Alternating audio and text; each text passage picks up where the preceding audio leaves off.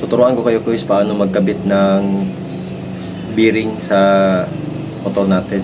Yung unit pala natin guys is Lucy Classic 250. So, sa likod natin mag-install sa likod. So ito guys, yung bearing natin is yung size okay na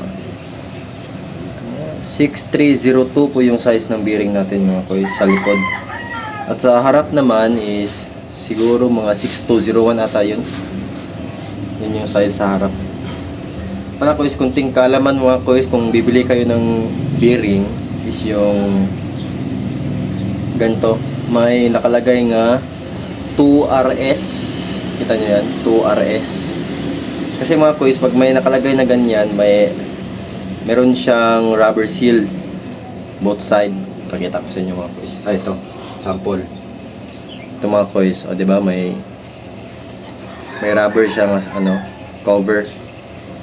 Pag ZZ naman mga guys, 2ZZ ito is steel yung steel yung nakalagay dito sa cover, hindi rubber.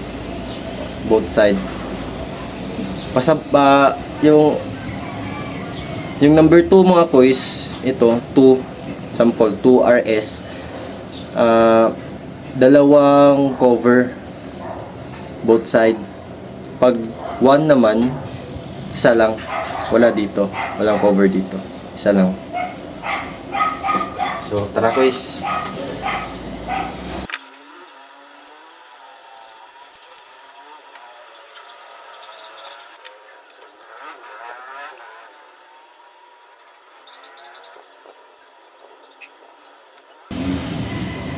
Kita nyo guys, ito tinanggal natin yung cover niya guys kasi para lalagyan natin ng grasa.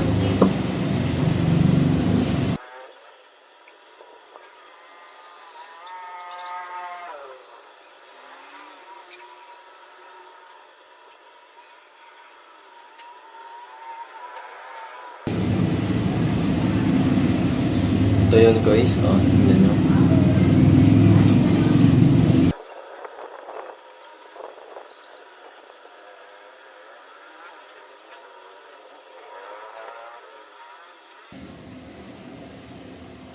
Gamitin lang natin yung lumang bearing guys para i-push yung bagong bearing sa loob.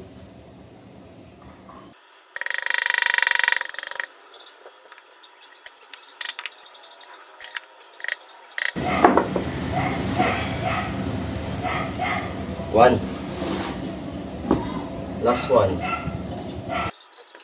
So sa mga nagtatanong guys, sa loob pala ng bearing natin is yung laman lang dalawang ganto, dalawang bearing, tapos sa loob isa nito.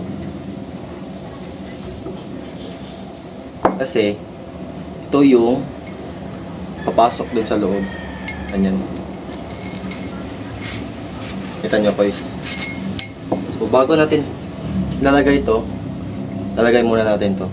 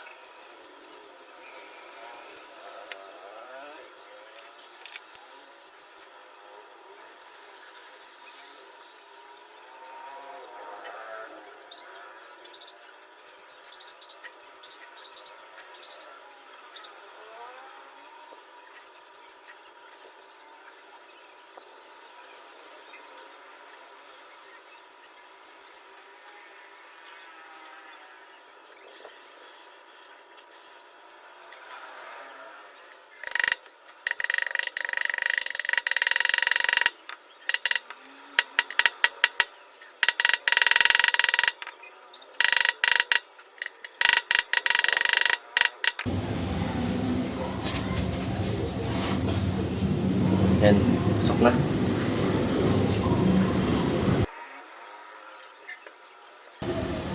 Ito naman mga guys, itong ano niya, rubber seal both sides sa gilid para hindi pasukan ng tubig or hindi pasukan ng mga tikabok.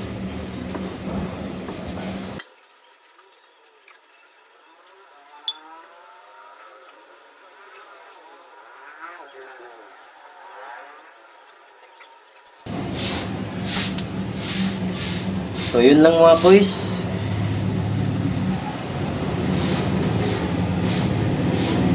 Yun lang.